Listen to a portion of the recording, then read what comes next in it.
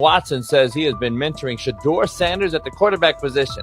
The biggest failure in the NFL is now mentoring quarterbacks. The most overpaid underdeliverer at the position is now mentoring 2 rookie QBs and a Super Bowl champ. So what exactly are you mentoring him at? You have had 24 civil lawsuits that you paid off to go away. And when you play, you are as ass as those massage therapists are, apparently. Shedeur Sanders is also a show. It's all about him. It's all about anything else. If you don't see that by now, then you're just blinded. Cleveland's second most talked about player has yet to take a professional snap, and it isn't Deshaun Watson. Rookie quarterback Shedeur Sanders has already captured the locker room's attention and the fan base's enthusiasm, creating a visible shift in the team's internal dynamics. Watson, once the uncontested focal point, now shares the spotlight with a newcomer who has only practiced in shorts. The Browns are experiencing a rapid, unforeseen change in popularity within their roster. Four-man competition. It's not. It's 2 guys versus 2 guys. It's the 2 older guys to be the starter. Yeah. It's the 2 younger guys to position themselves however it may be and show little improvement every single day, right? So, of all the things I'm watching the first 5 when they break a session, the first 5 with the veterans, with the ones. Who's in there, where are they going? The ball's going to Jerry Judy, right? Flacco's no dummy, lasts as long as he has, right? He can really whiz it. But as we go on, I want to watch these guys because they probably just got plays installed Tuesday, and they're out there running them Wednesday. Shedeur Sanders arrived in Cleveland and immediately commanded attention. The rookie has yet to take a preseason snap, yet the energy around him inside the building and across social media eclipses what many veterans receive in an entire season. Fan enthusiasm is so strong that Deshaun Watson's jerseys are already drifting toward the clearance rack at the team store. In a matter of days, Sanders has become the roster's second most popular figure, while Watson watches his once secure QB1 status and public approval shrink by the hour. Shedeur or Deshaun? Who do you want as your quarterback next year? Honestly, Shedeur. I love Deshaun though. Like, I don't understand all the hate for Deshaun. You get hurt and you get booed, bro. That's foul. That might be the foulest I ever seen. The Browns' social media staff posted a single candid photo of rookie quarterback Shedeur Sanders releasing a warm-up throw, and the response was immediate and overwhelming. Fans saturated timelines with edits of themselves alongside him, while Deshaun Watson's routine practice reps drew comparatively little notice. Although an official Sanders jersey has not been released, unauthorized versions are already moving at a pace that exceeds merchandise sales for several other AFC North teams. The surge in interest marks one of the most intense fan reactions Cleveland has experienced in recent memory. The excitement surrounding Shedeur also triggers a wave of criticism. Veteran analysts, anchored in a 1980s mindset, question whether his style will translate into lasting success. They focus on his NIL earnings, social media presence, and visible confidence, arguing that the image overshadows substance. To them, outward self-assurance appears to be a distraction rather than a competitive asset. Even a simple smile or brief display of personality is cited as evidence that he lacks the measured discipline they expect from a starting quarterback. Critics claim Shedeur Sanders is notable only because of his father, overlooking the performance he delivered at Colorado. Many of those same observers ignored the Buffaloes until Deion Sanders made national headlines, yet they now question whether his son has earned the attention. They want rookies to keep quiet, carry clipboards, and wait 2 seasons before challenging for a starting role. Sanders is disregarding that script from the moment he arrived. His presence has already turned Cleveland's quarterback discussion into a genuine 2-man competition before a single preseason snap. Deshaun Watson maintains publicly that the situation does not concern him, but it is hard to believe the pressure is not real. A fully guaranteed contract protects his paycheck, not his standing in the locker room. Sanders, meanwhile, is translating charisma and early momentum into tangible influence with teammates, coaches, and fans, reshaping expectations for who will lead the Browns on opening day. I'm a firm believer. If I wanted Shedeur Sanders at 2, at worst at 33, of course I already think that he's better than other quarterbacks. Because that's the type of talent, that's where I would have picked him at.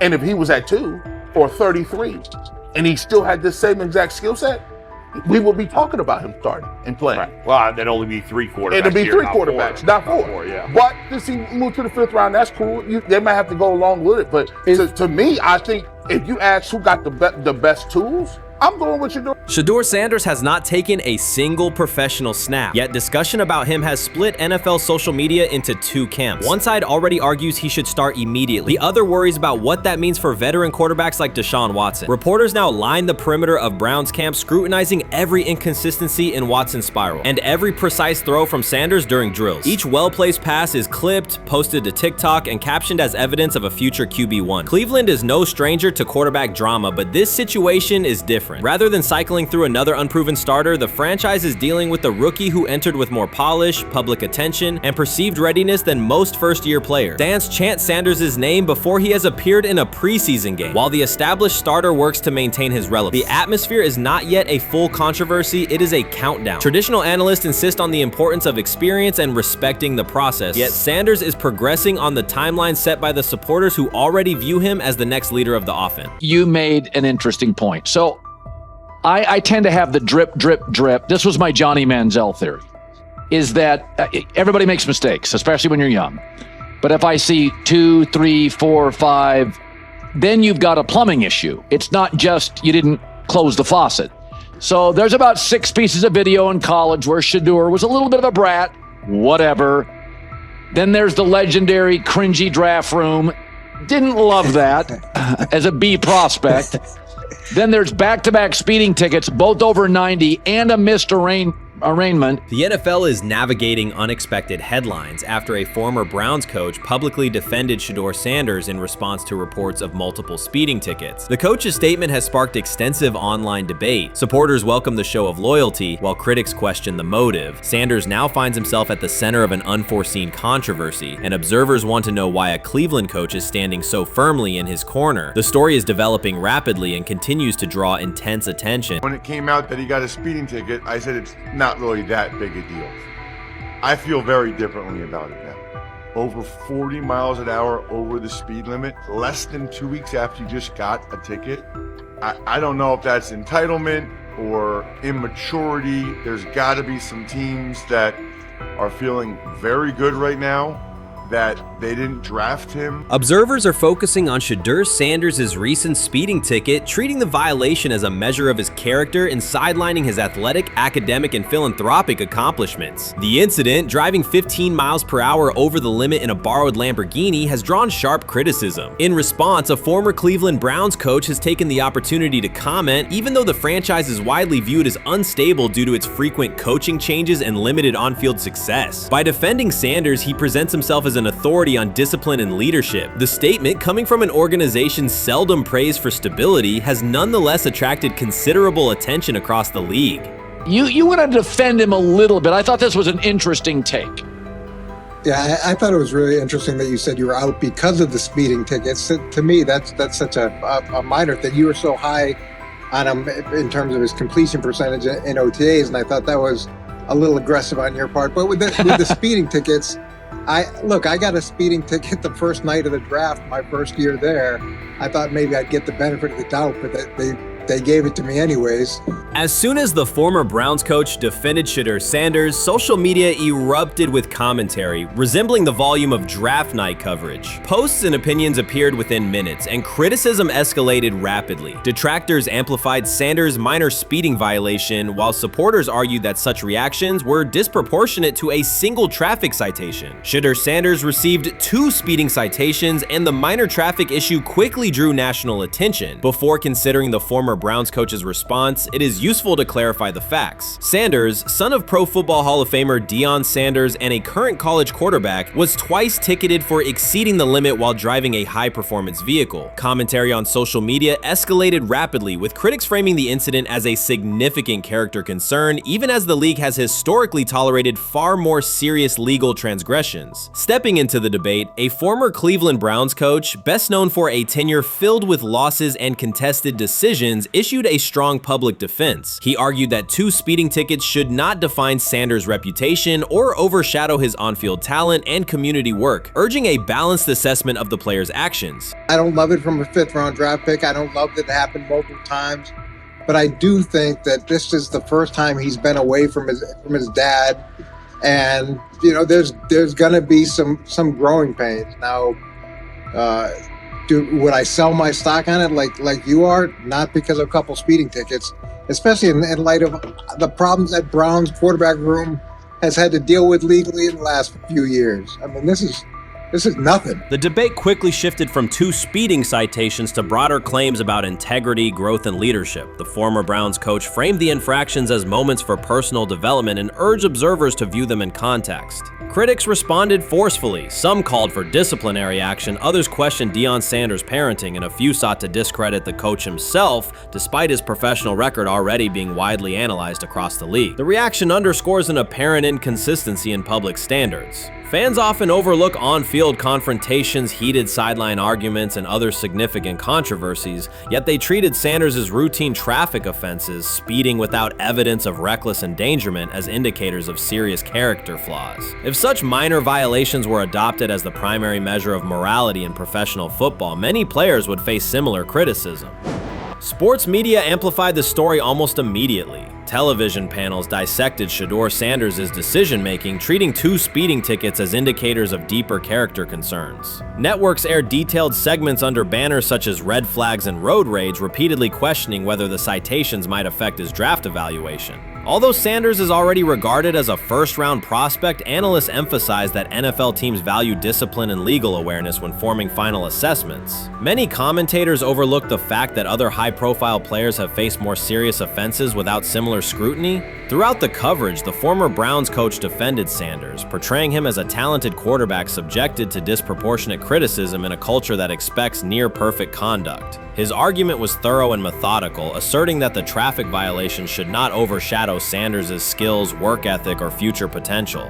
Commentators point out that the coach's intervention was not entirely selfless. He recognized the publicity potential. One day he was an overlooked figure from a struggling Browns era, the next he was a trending name across sports media. The discussion quickly expanded beyond Sanders' speeding citations to questions of image management and narrative control. Critics demanded disciplinary measures, public apologies, team sanctions, and formal statements, yet their objections seemed directed less at the traffic infractions themselves and more at Sanders' high profile, confidence, and resistance to traditional expectations. In practical terms, Sanders' brand remains intact. The coach secures renewed relevance, and the episode supplies another headline in the ongoing story of modern football. The next time Sanders is seen in a high-performance car, the debate will likely reignite, focused not on speed limits, but on the broader culture of the league. Meanwhile, new voices continue to join the conversation. Broadcaster Colin Cowherd has already weighed in, offering his own reassessment of the incident and its broader implications. Breaking news, Shedeur Sanders last night was pulled over going 100 miles per hour. All right, he clocked 101, 41 miles an hour over the speed limit in Cleveland. He will have the opportunity to fight the ticket in court. Now, I'm not exactly sure where he was pulled over, whether or not that it was in Ohio or whether or not that it was in his home state. But typically when you're going 40 over, that's flirting with the line of reckless driving. Folks, I gotta tell you, I don't understand what it is with these young men driving at absurd speed. Colin Cowherd's view of Shedeur Sanders shifted abruptly. Days after praising the quarterback's poise and skill, he appeared on air to declare that Sanders is overhyped, unfocused, and distracted by celebrity. The reversal was immediate, without any gradual reconsideration. Cowherd now frames Sanders' 2 speeding tickets as evidence of poor judgment, even though he has defended other quarterbacks facing far more serious off-field issues. The sudden, wholesale withdrawal of support leaves viewers questioning the consistency of Cowherd's criteria and illustrates how quickly media narratives can change when minor incidents receive outsized attention. This is okay. nothing. Okay. How much of this is? I mean, Jimmy Haslam has his hands all over Manziel, has his hands all over Deshaun Watson. Admitted it, man enough to admit it. I saw the reaction in the draft room when they took Shedeur Sanders. Pretty obvious it wasn't the coach and the GM's pick. How much is this team has 8 last place finishes in 13 years owning it. How much of this is we don't have a very good owner here like Washington, D.C. and the Commanders? Yeah, I didn't love the owner stepping in and saying, hey, you got to take this guy in the 5th round. And I doubt they'll ever admit to it. While Colin Cowherd urged teams to move on from Shedeur Sanders, former Browns coach Eric Mangini offered a more measured response. Mangini, whose tenure in Cleveland was marked by mixed results, used his platform to provide context rather than condemnation. Instead of sensationalizing the speeding violations, he encouraged viewers to consider Sanders' circumstances. A 21-year-old quarterback whose life is scrutinized both on and off the field. Mangini acknowledged that the tickets were mistakes, but emphasized that they do not by themselves define Sanders' character character or future. He noted the extraordinary attention athletes received today, combining the responsibilities of quarterback, public figure, and social media presence. Under such pressure, missteps are magnified, and criticism multiplies quickly. Mangini concluded that any evaluation of Sanders should weigh the totality of his behavior, performance, and growth, rather than isolate 2 traffic citations as decisive evidence of poor judgment. Sometime last week, and then, and I just tweeted that out again this morning, and then today, the Joe Flacco one got posted. So running through this, and then of course we'll still have Dylan will be next, and then Shedeur will come last. As training camp nears, Mary Kay Cabot is providing straightforward analysis of the Cleveland Browns quarterback competition. The starter has not been named, but she has moved away from her earlier skepticism of Shedeur Sanders and now acknowledges his talent and potential. Cabot explained that if Joe Flacco is chosen to start week 1, it will mean he is the most prepared to play immediately. This approach would also give younger quarterbacks such as Kenny Pickett time to adjust, refine their skills, and maximize their potential while Flacco handles the early workload. She added that a Flacco start would not prevent Sanders from earning the position later in the season. The depth chart remains flexible, and Sanders' continued development could put him in line for an opportunity as circumstances evolve. Cabot also noted that Pickett could win the job for week 1, but he must demonstrate he can integrate smoothly with the offense and perform reliably under pressure. The Browns want a leader who can control the huddle, execute plays efficiently, and maintain composure. Pickett's performances in upcoming practices and preseason games will be critical in determining whether he secures the starting role or Sanders ultimately takes the reins as the season progresses. Things like that. It doesn't mean that that Kenny can't swoop in there and steal that job by them, but he's really going to have to show that he has a complete mastery of this scheme and this system, and that they don't have to dial it back a lot to put him in there. So these will be some considerations, and I do think that that as the preseason goes along, it will become evident. Mary Kay Cabot recently stated that Shedeur Sanders is ready, and the Cleveland Browns are monitoring him closely. After a strong showing during organized team activities and minicamp, Sanders has made notable strides in his development. With continued progress, he is expected to return to the field prepared to contribute meaningfully. The Browns coaching staff is tracking his growth, and anticipation about his long-term role is increasing. Cabot added that if Sanders maintains this trajectory and continues to demonstrate poise within the team, he will have a legitimate chance to earn the starting quarterback job. Each practice rep strengthens his case, reinforcing the possibility that his development could benefit both the player and the organization. As Sanders impresses, discussion about his future in Cleveland becomes more compelling. Cabot also emphasized Sanders' advanced understanding of the offense. She noted that his football IQ appears in every drill and that he seems ready to execute the Browns system at full speed. His ability to process defenses quickly and make decisive reads distinguishes him from his peers. With the appropriate opportunity, Cabot believes Sanders could become a genuine difference maker for the Browns. One area Cabot highlighted is Sanders' command of pre-snap adjustments. His capacity to diagnose defensive fronts and communicate changes gives him an edge and reflects high football intelligence. If he translates those reads into consistent connections with his playmakers, he could elevate the Browns' offense significantly. By comparison, Cabot said quarterback Dillon Gabriel is still refining his grasp of complex terminology and play calling. While Gabriel possesses upside, Sanders' comfort with intricate concepts and his ability to manage tight pockets under pressure give him a clear advantage at this stage. Gabriel must sharpen those elements to compete at Sanders' level. Cabot previously reported that Sanders had already earned first-team practice snaps ahead of Gabriel. Her latest update confirms that Sanders is now approved as the Browns' starting quarterback, solidifying the organization's commitment to him as QB1. Expectations are high, and his response to the challenge will be closely watched throughout training camp and preseason. Cabot further noted that head coach Kevin Stefanski authorized Sanders to take expanded first-team reps beginning next month. This milestone underscores Sanders' readiness and the coaching staff's confidence in his progress. As the regular season approaches, Sanders aims to cement his status as the starter, and the competition for that position is intensified. Though Sanders leads the race, Kenny Pickett remains in contention. Cabot stressed that Pickett must prove he can integrate seamlessly with the offense and perform consistently under pressure. His performance over the next several weeks will determine whether he can challenge Sanders for the starting role.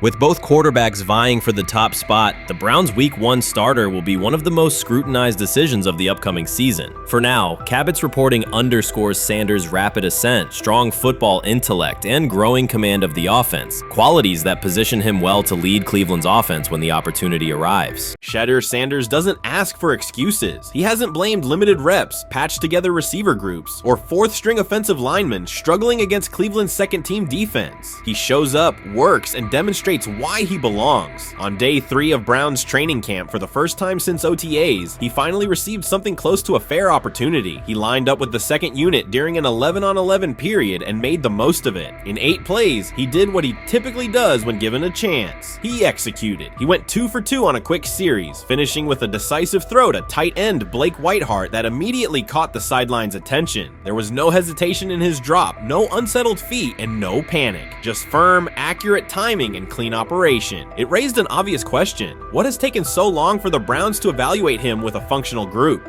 The story isn't only about one throw, it's about the delay before it. Sanders has been the guy for most of his football life, commanding high school programs, starring in the Southwestern Athletic Conference at Jackson State, then operating under national attention at Colorado. For the first time, he's been told to wait. He has treated that reality as part of the job rather than a setback. He has prepared like a professional since the moment he arrived, and on the 3rd day of camp in heavy heat, he let the football represent his case. While coverage focused on the veteran presence of Kenny Pickett and Joe Flacco, Sanders made an impression with minimal volume. The difference with the second team was immediate. Protection held up, routes were on schedule, and progressions unfolded as designed. Within that structure, he looked like the quarterback who led efficient offenses at Jackson State and Colorado. Calm in the pocket, decisive in his reads, and accurate to tight windows. This was not simply a good practice period, it was a clear statement. He was not just operating the script, he was directing it. The timing was sharp, the reads were clean, and the seam throw to Whiteheart was a high-level anticipation throw, professional in placement and pace. The narrative around Sanders should reflect that when he is placed in a workable situation, his strengths are visible. Early work with 4th unit personnel included protection issues and unreliable spacing. With the 2nd unit, those variables stabilized and his work looked consistent with his resume. The performance supported a straightforward conclusion. The evaluation should move forward with higher quality reps. Sanders has been explicit about his approach. He does not request special treatment.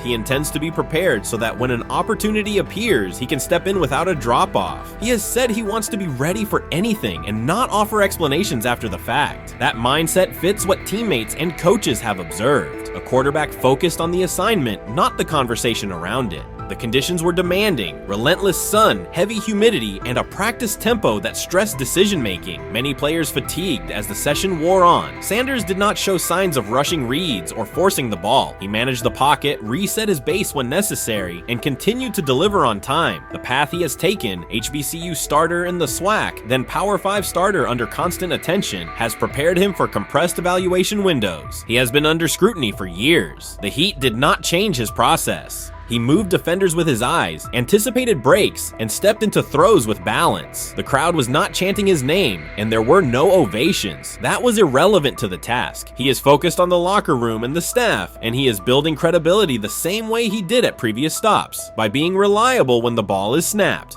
Quarterbacks coach Bill Musgrave has emphasized ignoring external noise and keeping attention on install, footwork, and timing. Sanders is familiar with the dynamic. He has been followed by cameras and commentary since his early teens. He has experience living with attention and still adhering to routine. Under heat, with a narrow set of snaps and multiple decision points, he stayed composed and effective. 2 speeding citations, 91 miles per hour in Brunswick and 101 miles per hour in Strongsville, became national items. General Manager Andrew Berry characterized the decisions as not smart and stressed that it's not only about driving fast, but about the safety of others. Sanders accepted responsibility, stated that he learned from the incidents, and said he would follow the rules. The attention to those citations did not alter his daily schedule or his practice preparation. He arrived early, stayed engaged, and kept the discussion centered on work. work. Away from the field, he spent time at Rainbow Terrace in Cleveland after a significant apartment fire, distributing supplies and checking on families affected by the incident. There was no formal media rollout around the visit. It was an instance of direct engagement with the community without publicity attached to it. That reflects the same approach he shows inside the building. Do the work first. Sanders treats each rep as if it might be his last for the day and his only chance to show a specific element on tape. He prepares for protections, cadence variations, route adjustments, and timing with a level of detail that compresses the learning curve. When he is not under center, he studies coverages from the sideline, charts plays, and reviews video before and after practice. He writes down the next day's calls so he can anticipate checks. He has referenced using virtual simulation tools to replicate snaps he does not receive physically. That is not a passive stance, it is an active attempt to reduce the distance between classroom and field.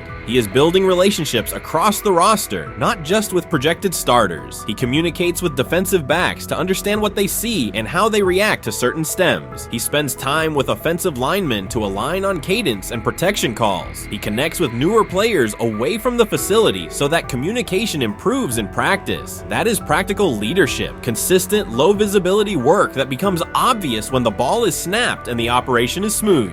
3 days into camp, a central question remains. Why hasn't he taken a first-team rep? Flacco has seen work. Pickett has seen work. Dillon Gabriel has been cycled in. Sanders has remained behind all three on the depth chart while producing efficient periods when provided stable support. Head coach Kevin Stefanski has not publicly detailed the plan for distributing first-team snaps among the quarterbacks. When asked, Sanders answered that it is not his place to comment on rotation decisions. That response aligns with his day-to-day conduct, respectful, professional, and centered on the next assignment. The staff is managing a room with a Super Bowl MVP, a former first-round pick, multiple rookies, and a new set of combinations on the offensive line. That creates a set of decisions about exposure, pacing, and evaluation windows. Within that context, Sanders has presented a clear case for additional evaluation. He has shown he can execute the offense as designed when the variables are standard. Musgrave has a long-standing connection with the Sanders family through his time as a teammate of Deion Sanders in San Francisco. That familiarity supports direct communication. It does not guarantee anything about the depth chart, but it does help streamline teaching, feedback, and expectation setting. Inside the defensive back room, veterans such as Denzel Ward have provided perspective on timing, leverage, and eye discipline that Sanders has incorporated into his preparation.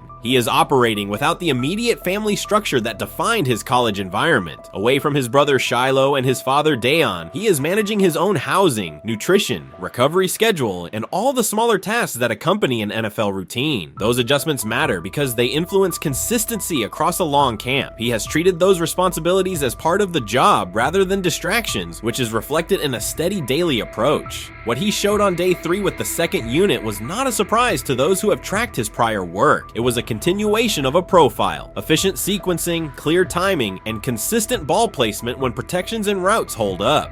The 8-play period was short, but it was enough to reinforce the point. He doesn't need a large sample to demonstrate baseline operation. He needs a fair sample to test ceiling and adaptability. There is also the matter of perception. Public attention concentrated on the speeding tickets and the general manager's response. Less attention fell on the preparation, the efficient period with the second team, or the community engagement at Rainbow Terrace. That imbalance is common in training camp narratives. Sanders has handled it by keeping his answers simple and his focus on football. He has not tried to redirect the conversation. He has done his work and waited for additional reps. The objective next step is straightforward: expand the evaluation with higher unit personnel and standard opponents. That does not require a complete reshuffling of the depth chart. It requires allocating a defined sequence of first-team snaps so that timing with starting receivers and protections with starting linemen can be measured on tape. The staff can then compare operation speed, accuracy under pressure, red zone decision-making, and 2-minute mechanics against the other quarterbacks. That is the most direct way to clarify the competition. None of this dismisses the experience or track records of the veterans in the room. It emphasizes that the purpose of camp is to test assumptions with current performance. Sanders has provided enough evidence with the second unit to justify a broader look. He has shown that the pace of his feet matches the pace of his eyes, that he can hold safeties with his shoulders, and that he can drive intermediate throws without float. He has also shown discipline to take the clean completion rather than force the vertical shot when leverage dictates otherwise. Every day, he has addressed the controllable items: meetings, note-taking, install recall, cadence management, and post-practice review. He has not asked for public public guarantees. He has asked for an opportunity to compete on comparable terms. The 8-play sequence with the second unit was a small but clear example of what he can do when those terms exist. The staff's communications have been measured. Stefanski has not laid out a schedule for first-team rotations publicly. Barry addressed the speeding incidents directly and emphasized standards for decision-making off the field. Sanders accepted the criticism, adjusted his behavior, and moved forward. Those are the relevant facts. What remains is a football evaluation that can only be completed by giving him snaps with the top group and measuring the results. If that evaluation occurs and he performs at the level he showed with the second unit, the conversation will shift from potential to placement. If it does not occur, the question will persist through camp. Why not test the full picture? Sanders has built a case based on preparation, poise, and execution. He has demonstrated leadership by building relationships across the roster. He has shown maturity in handling external issues directly and moving on. He has given the staff reasons, on the field and in the building, to continue the process.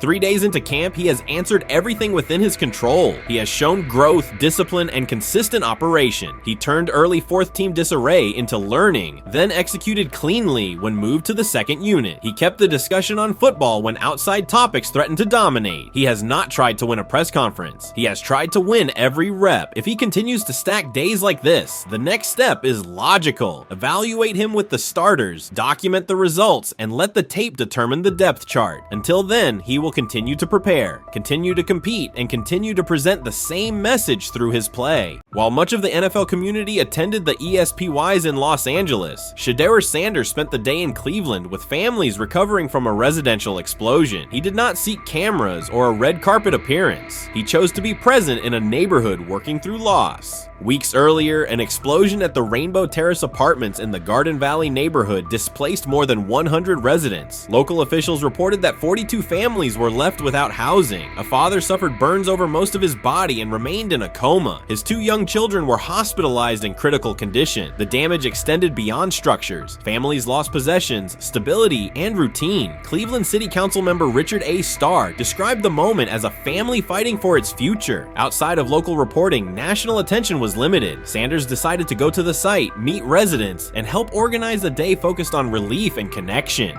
The decision drew questions almost immediately. Some asked why he was not at the ESPYs, others questioned his motives. Sanders did not respond with counter-arguments. He explained simply that he felt an obligation to be present and that he would act on that conviction. This was not a team-scheduled appearance. He promoted the gathering himself, arrived without ceremony, and spent the day with residents. His approach emphasized listening, participation, and time. The event, which he called the Garden Valley Fun Fest, brought a large turnout over several hours. The purpose was straightforward: create space for families to reconnect and for children to play, even as recovery work continued. Sanders threw passes with kids on the blacktop, joined in games, and spoke with parents and grandparents about what they were facing next. He moved through the apartment complex and common areas with minimal staff support. Browns defensive lineman Michael Hall Jr. attended and interacted with residents as well. There were no speeches or staged moments. The focus remained on residents and their needs. Questions about visibility persisted as photos and short clips circulated online. Some criticism framed the visit as a substitute for a higher profile appearance in Los Angeles. Sanders kept to the same message. The priority was to support a neighborhood coping with displacement and uncertainty. He did not present the choice as a protest of any event. He presented it as the correct use of his day.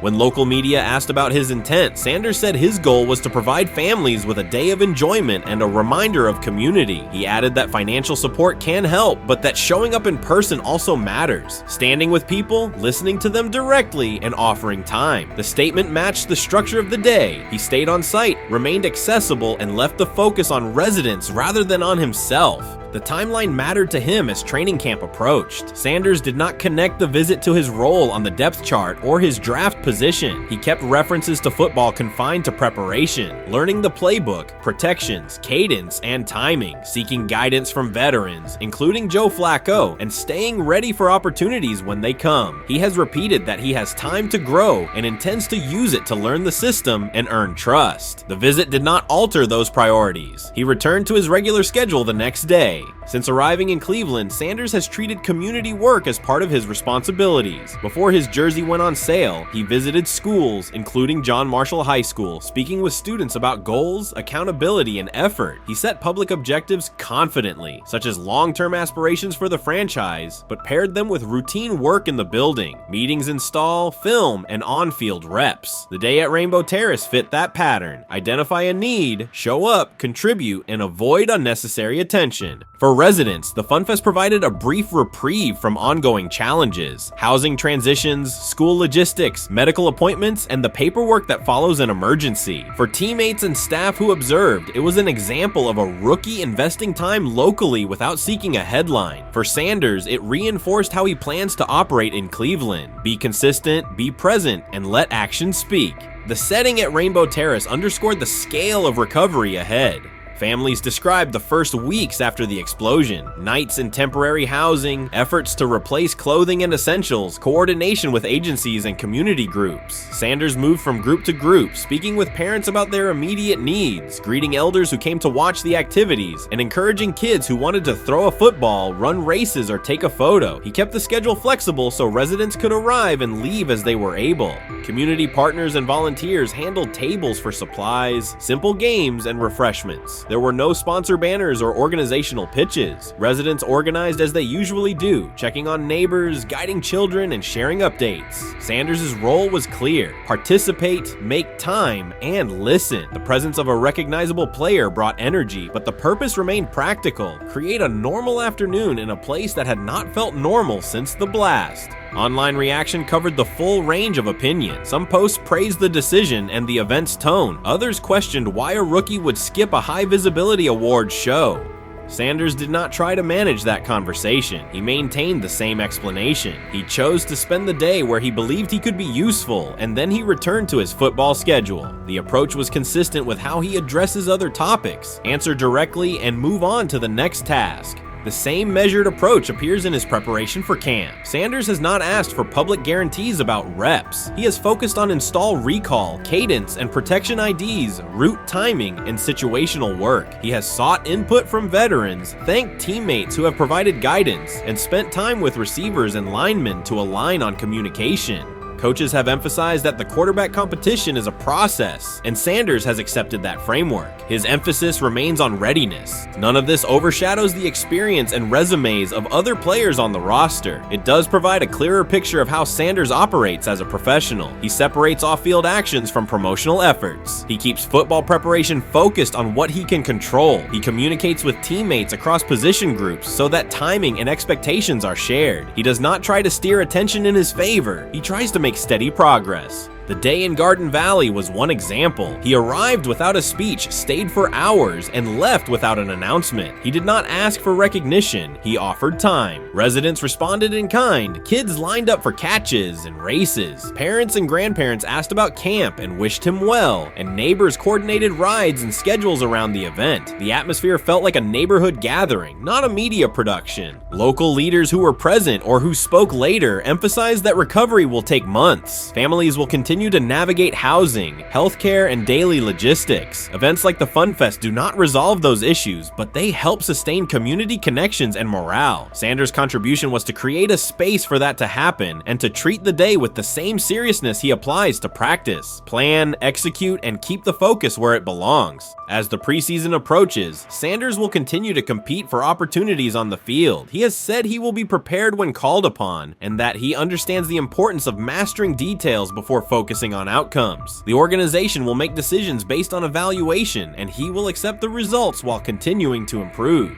The off-field choices will remain consistent, identify needs in the city where he lives, and contribute in direct, practical ways. The core elements are simple. A neighborhood suffered a significant loss. Residents faced immediate and ongoing challenges. A rookie quarterback chose to spend a day there, without a press conference, without a schedule of talking points, and participate in a community-led event designed to give families a break and remind children that play still has a place. He provided presence, not a headline. He listened more than he spoke. He returned to work the next day. In a league and media environment that often prioritize visibility, Sanders made a different choice. He kept attention on people, not optics. He placed value on time spent in person rather than on appearances. He continued to build trust in the locker room and in the city through steady conduct rather than declarations. That approach, measured, direct, and consistent, will shape how he is viewed in Cleveland as much as any public statement could. The outcome of his football career will be decided on the field by installations learned, reads made, throws delivered, and games played. The outcome of his role in the community will be measured by smaller, quieter moments. Afternoons like the Fun Fest, school visits, and unannounced stops where listening matters more than being seen. For Cleveland residents at Rainbow Terrace, the takeaway from that day was straightforward. Someone who represents their team showed up, stayed, and participated without fanfare. For Sanders, it was the same. Do the work in front of you, whether that is a practice period or a neighborhood event, and keep the focus on the people who are affected most.